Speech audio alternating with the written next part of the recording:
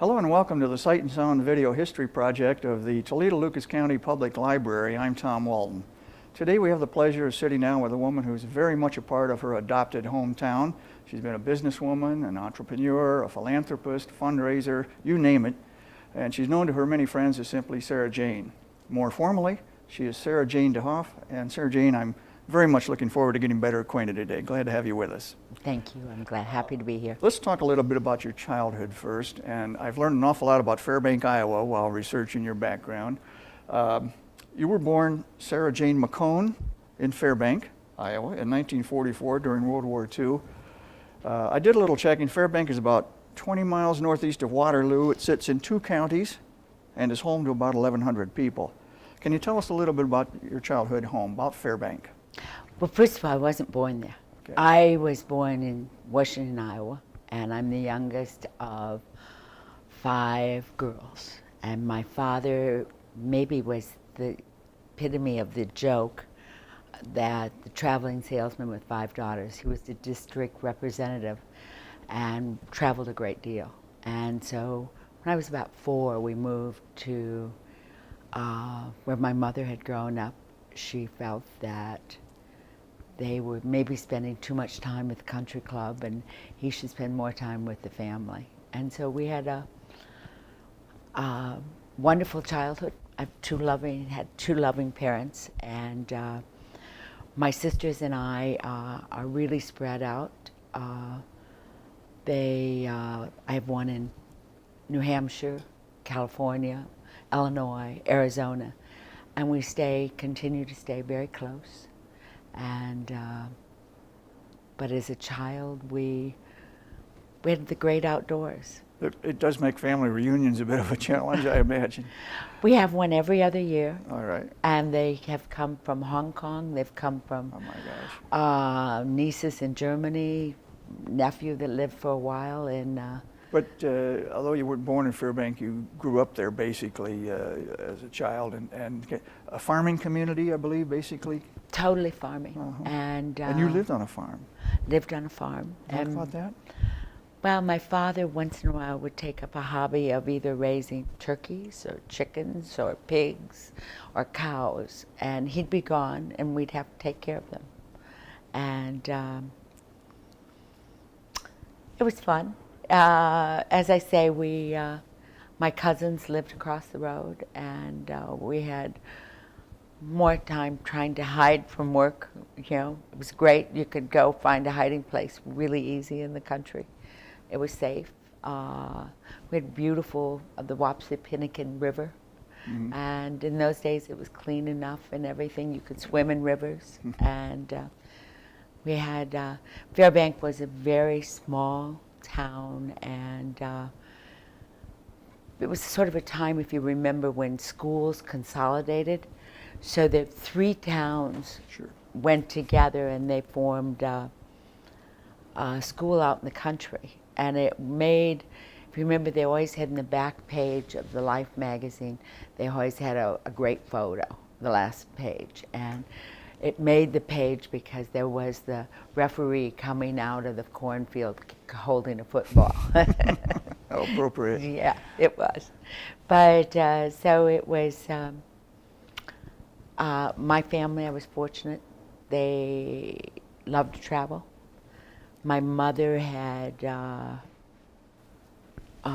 gone to, she grew up in that area, Mm-hmm. and she went to college, where those days, my mother was born in 1906, very few people went to college, went to high school. Mm-hmm. And so she went on and went to college and proceeded to even go to Columbia in summer school, which was really unusual. Sure. She even applied for a job in Alaska, which, I mean, at that time, you can imagine what Alaska was like. Mm-hmm. So from her, she always promoted education and was involved in the community in regard to education. Now this new school, was it Wapsie Valley High School? Yes. You attended Wapsie Valley High school. Do you remember much about your high school years in terms of how you filled your time, activities and so forth at school? Oh, I was always involved in either debate or drama. Did you enjoy performing? A little bit. When I got to college, I was afraid of it, but then I enjoyed being it. Then I played the French horn for 6 years, and so then you had marching band. You had you went to state contests with like the French quartet or a soloist. So that sort of filled your time. And now, you were growing up, of course, in a small agricultural community, as did I. And I'm wondering whether you, like I, had that restless feeling to see what else is out there in the world. Well, as I said, I was fortunate that, that we always traveled in the summer. We at least, from the time I think I was like 5 or 6 when we went to Yellowstone. And, and we always went to Minneapolis. And what was really wonderful was that when I was in high school, I had 2 young teachers, and they sort of took a group of us, and we went to even like to the Walker Museum and the Tyrone Guthrie Theatre in Minneapolis. And I think they are the result that I got involved with the arts in such a strong way, was their exposure they gave me, So which I was very it was fortunate. put there at an early age, wasn't it, that love of the arts? Yeah. You graduated from high school in 1962, am I correct in that, and enrolled at Northern Iowa University. You ultimately graduated early with a Bachelor of Arts degree. You were a young woman in a hurry. Why was it important? Why did you decide to try to graduate early? I had planned that I was going to go on to law school immediately, and that if I could go to law school at they had a special program in Iowa that you would go like 3 years to college, and then you could go to law school. And so but then I had started the summer before. I guess I was the youngest, and I was at home, and my sisters were all already living in different parts of the country, and I guess I was anxious, and I just wanted to accomplish something fast. So you moved to Chicago? I moved to Chicago after college, and I was 20, and I got, I applied for quite a few internships, and it was like an internship. It was a social work position, and it was at, work for the city of Chicago, or, well, probably the Cook County court system. And they handled 3 courts: domestic relations, boys court, and then women's court. And we would sit next to the judge and take care of the referrals to social agencies. And then I also did marriage counseling at 20 with such experience. Ask you about that. Did you get some strange looks from some of your clients? No, they even believed me and thought I really helped. It was amazing. 20 years old and marriage counselor. And all the while you were going to law school at night, is that right, at John Marshall? I worked as a social worker. I went to another social agency, and then probably about my 2nd year in, I'd heard about a law clerk job for McDonald's Corporation, and so I went and worked there. And then 1 year I did go to school full-time and worked part-time. So you were a lawyer for the Golden Arches. I was. I'm a graduate of Hamburger High and Hamburger U.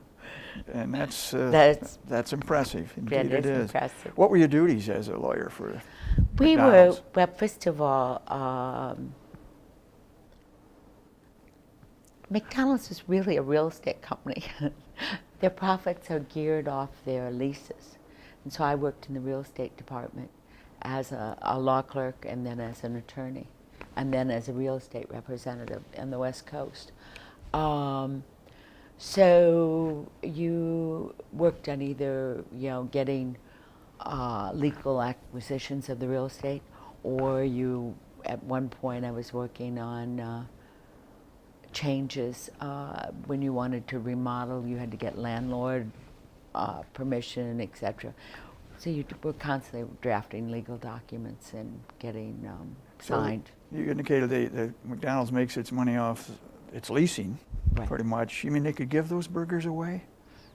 No, that's all built in it. That's all part of the... That's part of the real estate contract. There you go, yeah. Well, is that when you moved to San Francisco? I moved to San Francisco as a real estate representative for them. So you lived in the Bay Area for how long? Only about 3 years. Okay, and at some point during that stay, you took a vacation trip to Lake Tahoe that sort of changed your life. It did. You met a man named Ron Kasperzak, and can you tell us how you met? I met on that day. I'd come down in a basket. I had hurt myself, and On the ski slopes? Ski slopes, Mhm. and so we were in. 3 women were in a condominium. We'd gone up for the weekend, and I said we should go out. That I was hurt, but not that bad.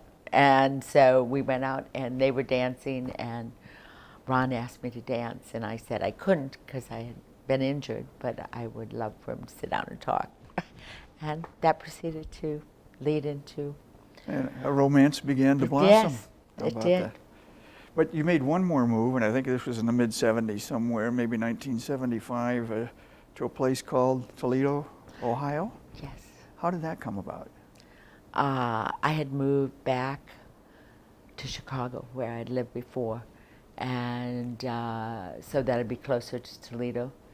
I was very fortunate when I worked at McDonald's. It was smaller, so you really knew Ray Kroc, you knew Fred Turner, you knew, but the only thing is that I'd been young, and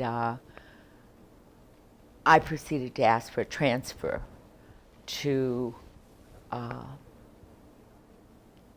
the Midwest offices so that I'd be closer to Ron, and so we could really get to know each other instead of long-term by letters. We didn't have to have emails. And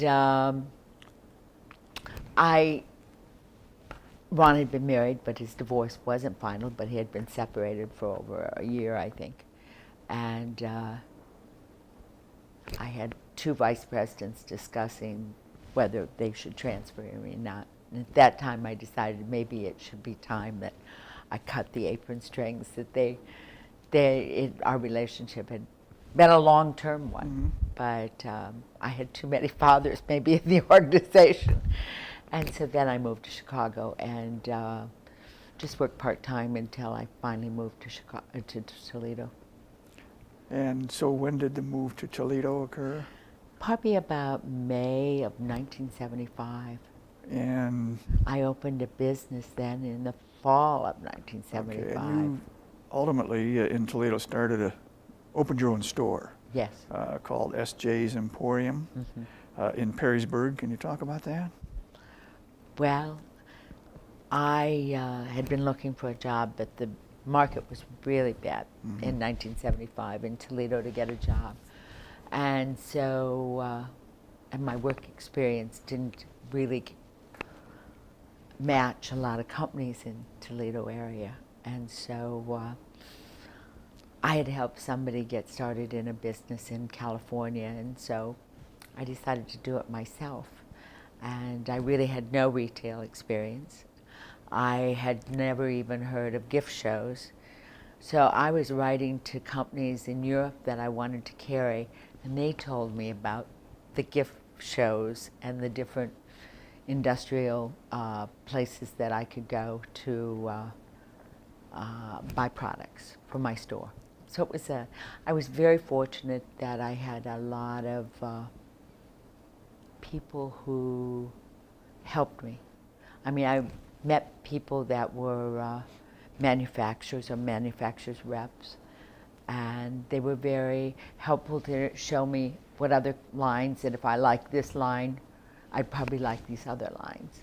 And so I opened the store in So October. what were the range of products that you offered at the Emporium? Well, I carried cookware, which Ron manufactured, and dishes, gifts, some furniture. It was always sort of expanded and changed. When I had children, I carried toys. I carried Marimekko fabrics. Carried a lot of Scandinavian products, like Ittala and Arabia. And Somewhere in this scenario, and maybe you can sort it out, the timeline, you ended up marrying Ron in Aspen, Colorado. yes, Your life was coming together nicely at this point. You got a business, you got a new husband. Things were going well, were they not? they were wonderful. We were very fortunate. What year did you marry? I married him in 1976. Okay, your store had been open for a while at that It point. had been open almost a year. And I enjoyed the Toledo area. I had first come here, I have to say. Ron said, move for 5 years. And after 5 years, we'll go back to San Francisco. He renewed that every year. And here we are, all these years later. After all these years later. It's And you talked about Ron and his company, and we should explain to those who may not understand, a company called, initially it was called Commercial Aluminum Cookware.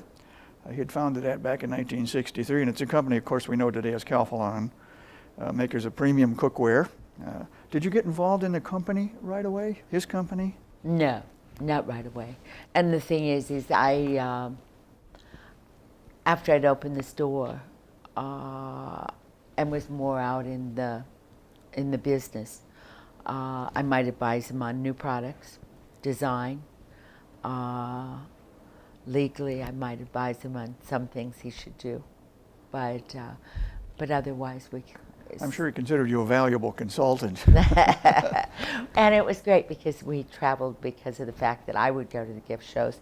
He had first been only in the commercial area, and then he expanded right when I was opening. He was expanding into the retail industry. And so that we'd go to the houseware show, and on that basis and what I would do is I also entertained his customers. I know along about this time, raising a family came to be very important to you. And your first child was your daughter, Ashley. I think she was born in 1979. And 3 years after that, your son, Brennan, Yes. came along. Tell us about your children. I'm very fortunate to have two, I think, very wonderful children. I really planned on not having any if I married somebody that was older and already had children. Ron believed every woman should have the experience of having a child. And so Ashley was born, and it was wonderful. She was a beautiful baby. Yeah. And we always had, she was sort of a community baby because of the fact that I had a pillar in my store, and I always kept pictures. And when she was born, there was a sign on Front Street in Perrysburg announcing the arrival of Ashley. So she was, and then Brennan, we were fortunate that especially for Ashley, because when Ashley got 6 months old, Ron got sick. And it was a strep throat that went untreated and went to his kidneys. Yeah. And so having a brother was, they're very close, and they went to Maumee Valley, and I've enjoyed them very much. As I say, we were fortunate that Brennan was an unplanned child, and was one of those gifts, because it would have been much more difficult having a father that died that young in their life. Or it would made it a lot easier. Not to jump too far forward, but before we get away from the two children, where are they today? I have my daughter is in New York City and has been there since college. As a matter of fact, she was moving. We were there the weekend before 9/11, picking out an apartment.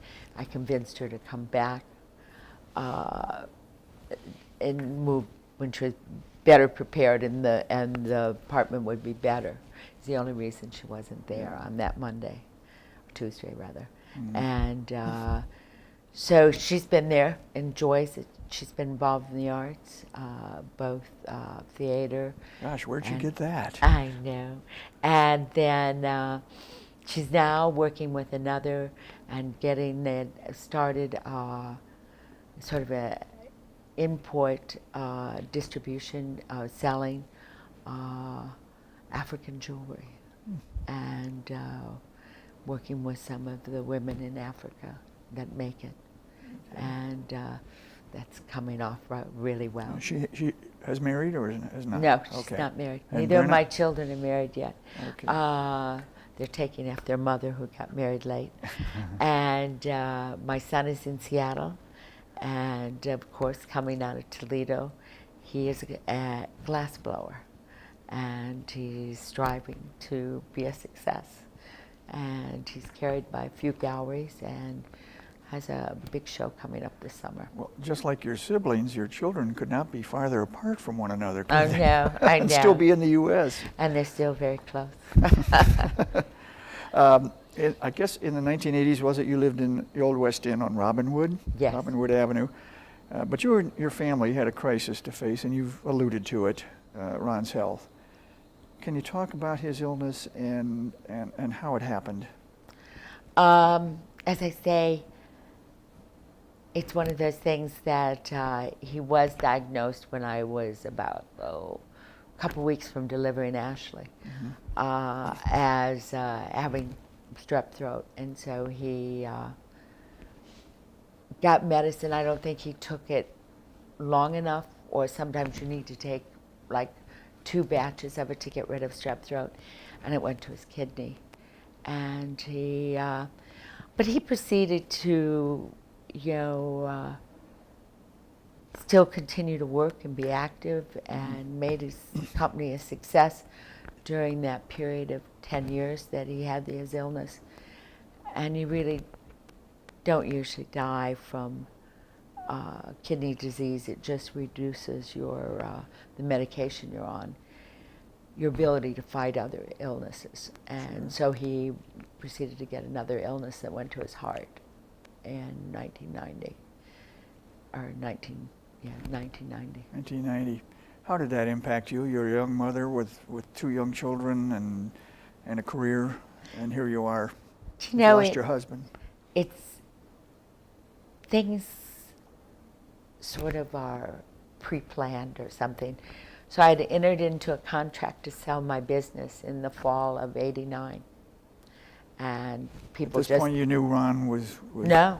Oh. No, he wasn't. He was doing great. Okay. As a matter of fact, my mother died in the fall of '89.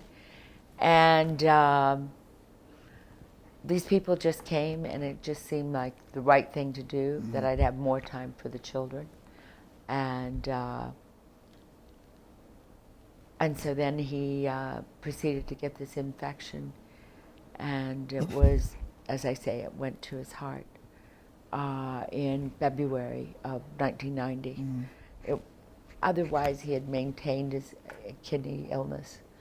He'd have flare-ups, but he had a wonderful doctor at the Cleveland Clinic that was a specialist in this area, and Dr. Pohl was very good at taking care of him. So he proceeded to get sick in February and was in the hospital all except for about 4 days till the end of May when he died. Now, I know it was quite a void in your life. You'd leaned on each other very, very much. He depended on you, you depended on him. You busied yourself after Ron's death by creating a cookbook called Loving Food, with recipes from famous chefs that you'd accumulated or asked for. Maybe I should tell you that story. Okay. Was that something that you had been planning to do for a long time, or did it grow out of maybe a sense of grief? I really didn't know the real reason for the cookbook until a year later. But I inherited the company and I became chairman of the board. Mm-hmm. And in July, I wandered into the company, and all of a sudden the man who now was head of it, had been Jeff Cooley, was faced with, here's this woman, what are we going to do with her? And so he suggested the first day that maybe I could, Ron always wanted a cookbook for the company, maybe I could work on it. Well, they had worked on cookbooks before, and it was sort of until I completed the cookbook, and we were announcing it in like May of 1991. Mm-hmm. Jeff had sort of thought this might be a 5-year project that would take care of me and keep him out of his way. And it didn't work out that way. But I didn't realize it till I was writing the speech for the announcement of the cookbook. And we were out of town, and for the announcement, I think in California at the restaurant, or at the gourmet show. And I went and I said, did you happen to just give me this so that you would keep me out of your hair for a while? And he had to admit it was true. And so, but the cookbook was, I said I would do it if it would be, dedicated to Ron, and that the people who knew him would donate recipes. So Ron had gotten very active in the world of food, and he was very respected. And so, like, he was one of the founding members of the American Institute of Food and Wine. And so he sat on that board with Julia Child and Robert Mondavi, the founders. And so I wrote them. Julia, I had gotten to know during the years that we were going to dinners and seminars in regard to the American Institute of Food and Wine. She wrote me a lovely note, but because of her cookbooks, she never gave recipes out. But Robert Mondavi gave me a recipe, the owner and founder, Gordon Siegel of Crate and Barrel, and it went on. And so it was a beautiful book. How was it well received? It was very well received. We never, we should have gone into a second printing, but we didn't. Mm-hmm. Yeah. We'll get involved with that way the things. copies that are out there are even rarer and more valuable, but perhaps. Yeah. Well, you're in this new role with Ron's company. The book is published. That project is over. What exactly was your role at that point, and how did you feel about it? I have to say I'm very fortunate that I've never felt discriminated as a woman ever in my life. I was always paid at McDonald's equal or better.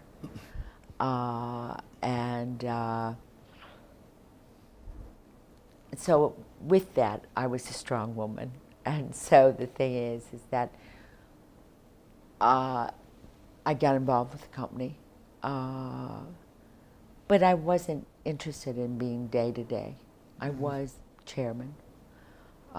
When I inherited the company and before Ron died, he gave me 2 names of men that he respected in the business world in Toledo area, and for me to talk to, get advice.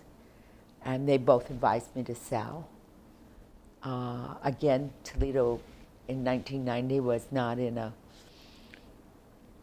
good financial position, and I made the decision not to sell because we were still small, and they would have just taken it and moved it somewhere else, and a lot of people would have lost jobs. It was a good decision. Well, you had a proprietary interest in something that was so important to Ron. Yeah, and so it was a good position for a company, and decision rather, and so one of those people told me just a few years ago that I was a very wise woman for not listening to him. But so I never had, I did the things, I took care of became sort of the face of donations and giving to charities in Toledo, was involved in the cooking. But day to day was that they had a lot of people and it was growing. Yeah. Well, one of the ways you kept yourself busy is if you needed anything else, you purchased a resort camp in Lake Placid, New York, a place called Gull Rock Camp. Mm-hmm. What motivated you to do that? We'd always taken summer vacations, and we'd sort of talked about finding a property, and I always had family reunions, and so I sort of was looking at a place that maybe we could have family reunions at. And I'd looked in northern Michigan that year. It was the first year my children went away to camp, and I was more dependent on them than I think they were on me after their father died. Mm-hmm. And so it was very difficult. So I had my sister come out, and we proceeded to go and drive all around northern Michigan. And then we, the week before my children finished from camp, we started at Chautauqua, then went to Rochester and went through some art studios, Window Castle and Albert Paley, then to Geneva for the wine country. And my sister looked and she said, could we stay somewhere 2 nights? And so my attorney, Tom Webb, had advised me that I had to stop on my way to pick up my son in Maine at Lake Placid. And so I proceeded to stop there. And Ron had always read real estate ads in windows, and so I read them and saw this place and looked interesting. And my sister said I was nuts, and I said, well, it's a boat ride. Probably we'll the wrong go thing out. to say to you. So we went out, we looked at it. It was a rainy, ugly day, but there was something about looking up the lake at Whiteface and the little wooden tour boat, and it was like a voice in my head saying it's the right thing to do. it was the right Go thing for to it. do. So It needed a lot of work, didn't it? about 18 years worth. You basically rebuilt it.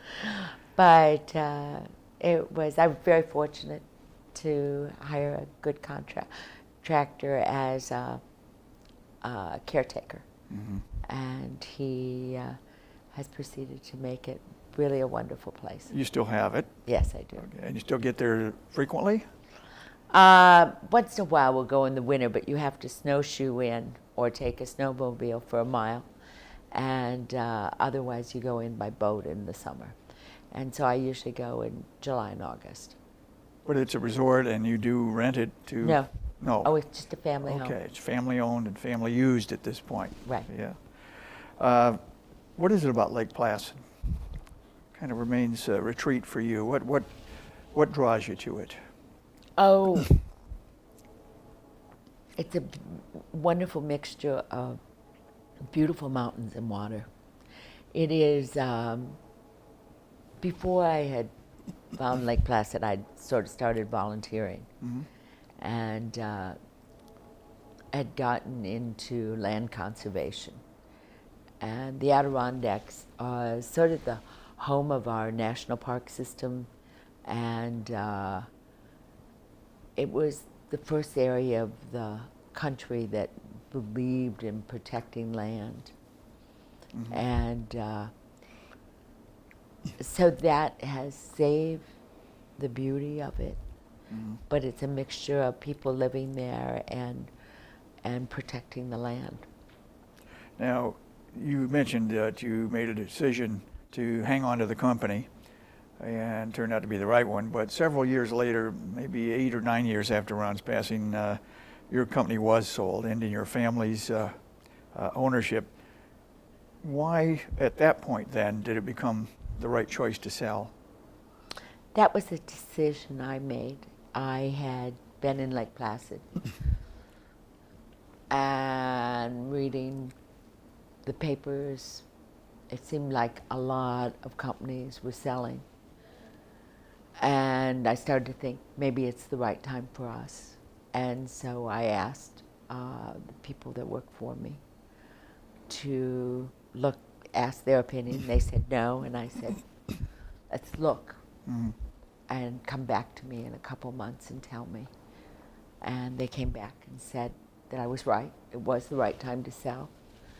And it was good. We were large enough that the company stayed in Toledo, and it's still manufacturing. It's sort of a wonderful story in that they have been able to outbid the new product line, outbid China, and it's made here, and they're expanding right now. I don't have any ownership, but I hear the stories.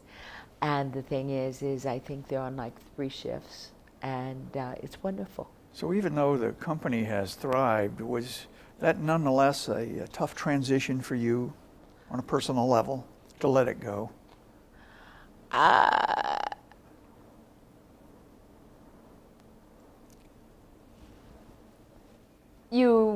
It was, but at that time I had really gotten involved in both the community here Mm-hmm. and the community of Lake Placid. So my time was filled. Memories and attachments were wonderful, but it was time. And I got to take the Tin Man. Yeah. Well, this was that was also about the time you married a new love in your life, a veterinarian named Bill DeHoff. What did remarrying mean to you? I'd been very happily married, so not being married was difficult because our marriage is sharing. It's sharing. It's in a wonderful way of life, and for me, loving and taking care of and being with someone was very important. And my children were this time. My daughter was going to college, and my son had gone to boarding school. And so I really was alone. And so it was the perfect time to start dating Bill. And I was very fortunate. Not everyone has a strong one love. And I was able to find somebody, two men that were wonderful. There you go. Your life was changed in another way. You also acquired a new stepson, right? Owen Got DeHoff? a new stepson, and it was something we never thought about, but our children are very close, and which is really wonderful. So I had acquired 4 stepchildren that are wonderful and that I stay in touch with. And now I had a 5th, and so the woman who wasn't going to have any children has 7. And they're probably, knowing you, they're scattered. They are. They are. Sara Jane, we could probably fill 15 minutes here just listing all of the organizations in the Toledo area that you're so much a part of and have helped so much over the years as a volunteer, fundraiser, board member, as we mentioned at the outset. What is it about giving back that means so much to you?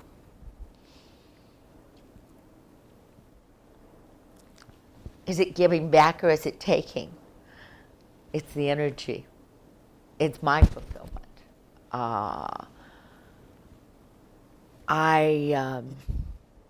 I'm a firm believer that volunteering is not just the most important thing a person can do. It's the thing that'll keep us living and alive.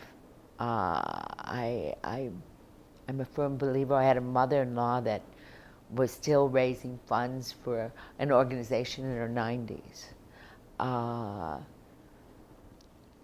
I just have been very fortunate to have some mentors in the community, like Mary Wolf. Earlier, when I was working and couldn't volunteer, I was very, would admire Shelley Julius and say, oh, I wish the day I can volunteer.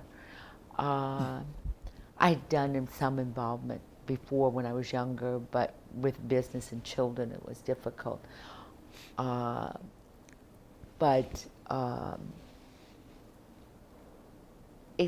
It's seeing something that needs to be done and doing it. Not waiting around for someone else to do it. No, it's something I've always believed in. I can remember reading articles to my children and saying, see what this person's been able to do? You have to use your voice. Yeah. And that's sort of why I became an attorney years ago. I've sort of gone full swing. I started out as a social worker, and now I do it as a volunteer. I've always believed that if you want to get something done, find the busiest person you know and ask them to do it. Does that sort of describe you? You had so much on your plate, and yet you always accepted more. Well, sometimes it's not even accepting, is that I see things that I, can be involved in, or I see things that would work, such as like the Black Swamp.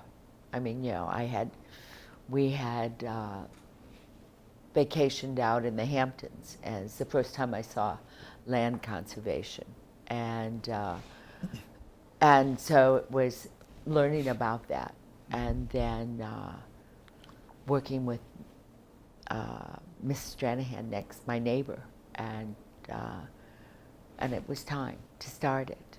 Mm. And finding people who would be involved and believe the same way I did. Yeah. And it's a wonderful success story. And so, there's so many things that can be done.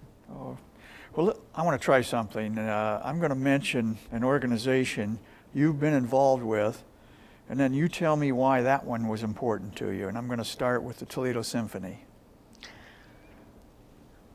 Oh, I think the arts are so important to a community, and we have a wonderful symphony. I probably got involved in that. Ron had been involved in it, and his former wife had played with the symphony, Nancy, and so they had always supported the opera, and Ron had been involved as president. Mm-hmm. So my exposure to symphonies didn't happen in Iowa. And so that one I had to learn more. And but I also had a very good friend, Kathy Carroll, that was very involved in it. Indeed. Toledo Art Museum. Oh, I got involved in art when I had the instructor in high school. So I have always believed in that. And again, it was something Ron was involved in, the Toledo Museum of Art. And so it's just, growing. It's such a strong, wonderful institution for our community. Do you have artistic skills of your own, or are you like me, just an admirer? I can't draw a line. Neither can I. I am a patron of the arts, an advocate for the arts.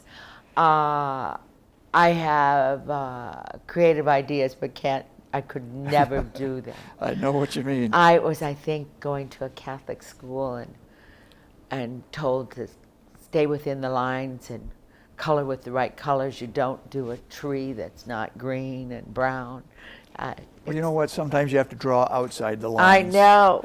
To be creative as an artist, you do. How about a place where we sit today, the Toledo Lucas County Public Library? Oh, as I said, my mother believed in education and books, and that was the only thing I think I was ever disciplined for, was reading too much. And so the thing I've always loved books, and we're very fortunate. This is on my touring of Toledo. I always bring people to see this fabulous building. Definitely one of the best, isn't it? Yeah. Valentine Theatre. Valentine Theatre, my mentor was very involved in it, and Mary Wolfe. Mm-hmm. And so it's a give take in the world, and but it's a treasure that you save. Yeah. How about the Toledo School for the Arts? I know that's close to your heart. I was a neighbor years ago, had been a teacher for the Washington schools, had been involved in trying to get a school for the arts started. And so he told me about, and I was on the Arts Commission then, and had been involved with the museum. And so they asked me to be involved, and I think I chaired that organization on getting it off the ground. And I'm a firm believer in the arts have a strong connection to learning. And so I'm now involved with another program through the Women's Initiative. But I have been involved with a lot of arts education programs. And that's sort of one that will continue to be on my radar till I die. How about the Boys and Girls Clubs? That was, John Morris came to me after Ron. Ron had been involved with the Boys and Girls Clubs, and he asked me to get involved. And again, that's reaching back towards my social work days. And they're wonderful clubs. They've done a great deal. I think the changes they've gone, connecting the Boys and Girls Clubs to some of our schools, it's just fabulous connection.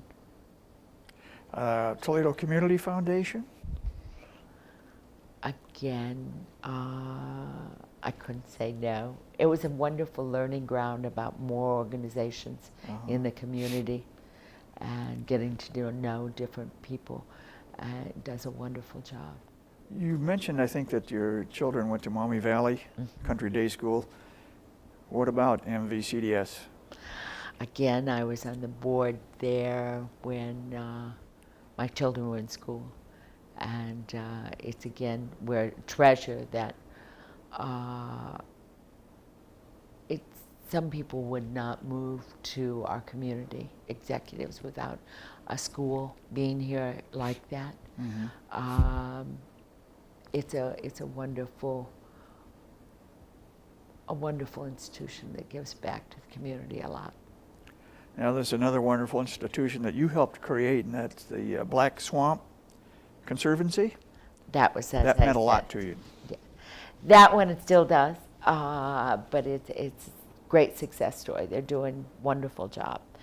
They've conserved over 10,000 acres in northwest Ohio. I think they're probably up to about 13 or 15 now. And the thing is that they,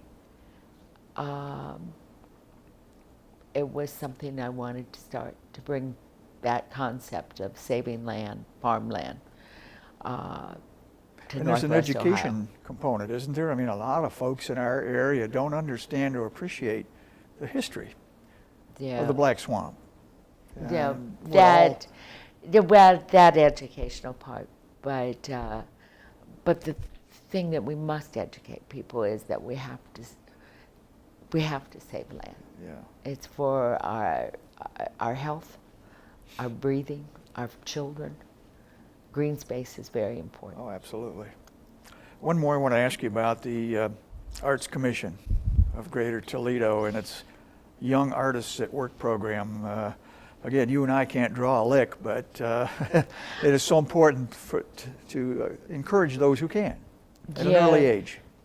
But both the Toledo School for the Arts and your Young Artists at Work are programs where it's building confidence. There are some people, our sports are, they go into the sports and they give the confidence to go on to get a higher education. For people, some people can't be involved in sports. The arts give them this same confidence and this level, whether they go and become artists or not. It's learning more about the world, learning more about themselves, the interaction of people who care with young people. It's a program I first saw in Chicago, Gallery 37, and I thought it would work in Toledo, and I thought it was a good fit for the Arts Commission. Now, another important part of your community service, Sara Jane, has been United Way. Mm-hmm. And I want you to talk about the United Way Women's Initiative that you founded back in 2001. What was its purpose and what do you think it has achieved? Libby Rupert and Mary Sabin came to me with this concept. At that time, I had not been involved in the United Way. And, but the idea of getting more women involved. And it's an organization that is trying to empower women, to give them board training, teach them about philanthropy, giving back, and we have used programming to do that. We first started out, we just gave grants, and it was early child development, 0 to 5. And there are several programs that still continue that we granted, and some of them are continued by United Way. WGTE had their early child learning, started with a grant from the Women's Initiative. And then we decided that we studied a report that Libby found from Seattle, and it was analyzing programs all over the community, and they weighed them about the dollars put in and the success. And most of it was negative. And the thing is there was one, and it was, it had to do with social emotional learning. And so we started researching that, and we had the people come from Seattle that ran that program, and they were going to work with us, but it didn't seem like a really good fit. So then I researched Castle out of Chicago. And so we formed social emotional learning, and we started putting it in schools. And it was, it's a program that's continued by the United Way, and we're now in about, it's in about 10 schools, Toledo Public Schools, elementary schools, and then a couple of the high schools. And it's a wonderful program that I still would like to see in all our schools. It, has to do with, it's working with the kids, but it's really working with everyone in the school. If you really have a whole district on it, it's from the cooks to the bus drivers to the janitors, and it's how you deal with children. And this, it's just a softer way of thinking always positive. And that not always thinking that a child's wrong or in trouble, but instilling in them that they are good. And the thing is, it starts out with a morning circle. And the thing is that in our society we have many children at all levels of economics, that everything's happened with the family the night before. And they carry that to school. Well, how can they learn? And so Morning Circle helps, and the kids get to know each other. It's a wonderful program. And so that was, we did that for about 5 years. And now we've moved into a new program, which is Workshop, which I had first seen. We brought Nivea, one of the founders, to speak in our spring event program. She was one of the co-founders of 826 program, which is now a national, and they have one in Ann Arbor. And it's working with children to write stories, creative writing. But what it really is doing is giving a child the love of books. And so to go back to the Women's Initiative, it's about education, and which I believe in. We're also looking at bringing in a program that Dolly Parton has brought to different communities, and it's giving books to every child for 5 years, every month. And the thing is that what they've found is that parents are reading to their children more. Again, it's not an issue of level of income. There are many wealthy people that don't read to their children and don't have houses with books. And that's why it's so wonderful to have our library system. Yeah. I don't think people such as yourself undertake all of these wonderful initiatives for the awards, but the awards do come, and they're richly deserved. And I would imagine that one that means a great deal to you was the YWCA Milestone Award in 2004. Am I right? Yes, it was. It's the Milestones. The Y is another program that I've never sat on, but they do such a wonderful job. But their program of our community is very fortunate to have had so many capable, competent women. And every year there's categories for about 6 or 7 women. And every year it's the most wonderful, inspirational thing you can experience is having these women talk to you at that luncheon. And I was very honored to be one of them. I know that I read somewhere that you would be equally comfortable going over to Wendys for a burger as you would be going to dinner at Four Seasons. Is that accurate? Is that fair? That is fair. If it's good. It doesn't have to be, but it does have to be good. I'm probably more comfortable cooking. I enjoy eating and entertaining in my own home. And you're very good at it. I want to talk a little bit about, again, your adopted hometown here of Toledo. What appealed to you when you moved here? What was it about Toledo that you appreciated the most or have come to appreciate over the years? Well, I said I only came for 5 years. And the thing is that I'm here.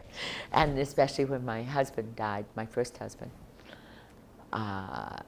Some people might say that would have been the time to leave. And it was a wonderful place to raise children. But it's beautiful.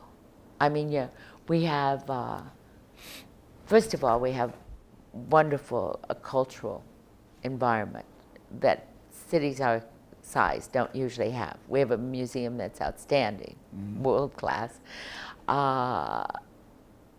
We have an incredible orchestra. But it's the people. The people there's so many people who want to be involved, and there's so many people that are interesting. And it's a place where, what I've done here, being involved, would have been very difficult if I lived in New York.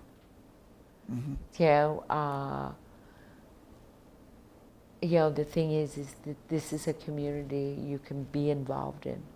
All you have to do is sign up, and the opportunity's there for anything for any cause. But it is a beautiful lake, beautiful river. Yeah. It has wonderful metro parks. And we have had ups and downs in our downtown area, but we were involved in Glass Art Society came 2 years ago. They loved it. I mean, we have our incredible library. We have, so much to be proud of. I don't think people who grew up here realize what we have. I was going to ask you that because a lot of people who are lifelong Toledoans are the ones with some negative feelings about the city and the region. And it falls to people who've come here from somewhere else, in your case, in my case, to talk about the many wonderful qualities of life here. And I think that we can only make it better. I think the community is really, right now, we need to work on our schools. And I think we have an incredible superintendent right now to do that. And we have the community who is, with Aspire, is getting behind it. And hopefully every child will get the education that my children got. There's so many things that you have accomplished, many more you still hope to, I'm sure. Do you get sometimes impatient when positive change doesn't come soon enough or fast enough? Is that in your nature to come on? I was, a few years ago, involved in social emotional learning, and it was very difficult. I sort of dropped out from the volunteer world for about 8 months because it didn't come as fast as I wanted it. And, as I say, I don't understand when people don't put children first and education first. And I think that that's the only thing right now Toledo's really lacking. We have a wonderful community. Yeah. We have a wonderful corporation. Sure. We just need to really work on that one element. And whether it's bringing more arts into the schools, which I think is a child is going to have, you have to love something every day at school to make your attendance go up. And having an art experience every day, sure, they might be there every day. Exactly. Well, I talked to the director of an organization which has benefited from your guidance and wisdom, and it's somebody who is a good mutual friend for both of us, and that you mentioned Kathy Carroll at the Symphony, and I'm going to read you a quote from Kathy. Sara Jane is engaged as a board member. She gets to solutions fast. She is a compassionate warrior. Is that a fair assessment? Is Kathy right? Are you a compassionate warrior? Probably a very good description. What do you think it means? I do have to get things done. It's very frustrating not to. Mm-hmm. I'm maybe a little outspoken about things that I don't agree with. You say that like it's a bad thing. It's a good thing. For some people, mm-hmm.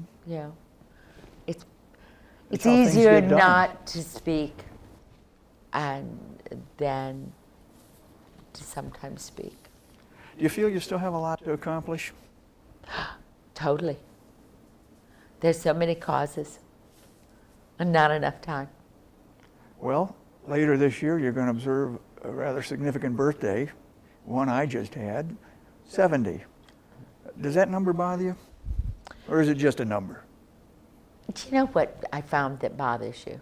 Is you move into a new category, 70 to 79. I think I feel young.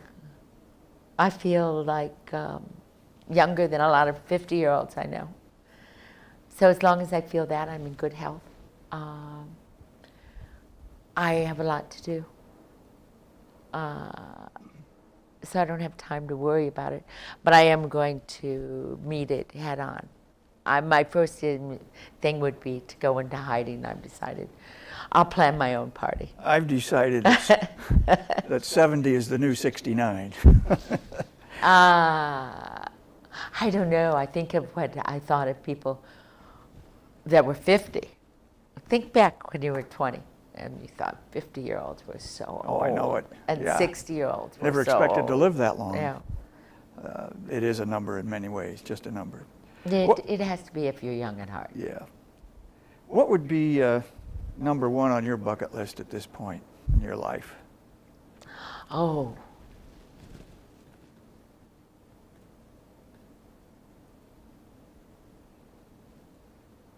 I don't really have a bucket list. I'm very fortunate. You know, I'm not surprised. I'm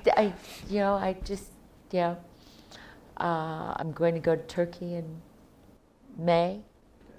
But the thing is that I enjoy every day. And I enjoy almost everywhere. I thought our winter was fantastic. Yeah, we had so much sun, beautiful blue skies. As you look back at age soon to be 70, any regrets? I think not a lot. I don't know. I'd have to say that if I were to design my life, I might have gone into politics. Yeah. But it's something I've always been interested in. Difficult world now. I'm thinking perhaps you could accomplish a lot more doing what you're doing than as an elected official. Yeah, if you're an advocate. It's way too early, obviously, to talk about it, but what do you hope your legacy will be, Sara Jane? When people 50 years from now talk about Sara Jane DeHoff, what do you want them to think? I think that I hope to be remembered, and it's a subtle thing that sometimes people don't know, but it's education.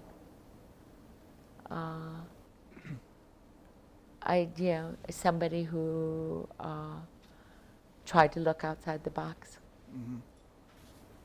and worked to expand it. Yeah, tolerance. Yeah. Absolutely. Well, good point to leave it, our conversation. Sara Jane DeHoff, thank you again for being with us. And of course, we thank you for your interest in the Sight and Sound Video History Project of the Toledo Lucas County Public Library. Remember, keep reading and keep learning.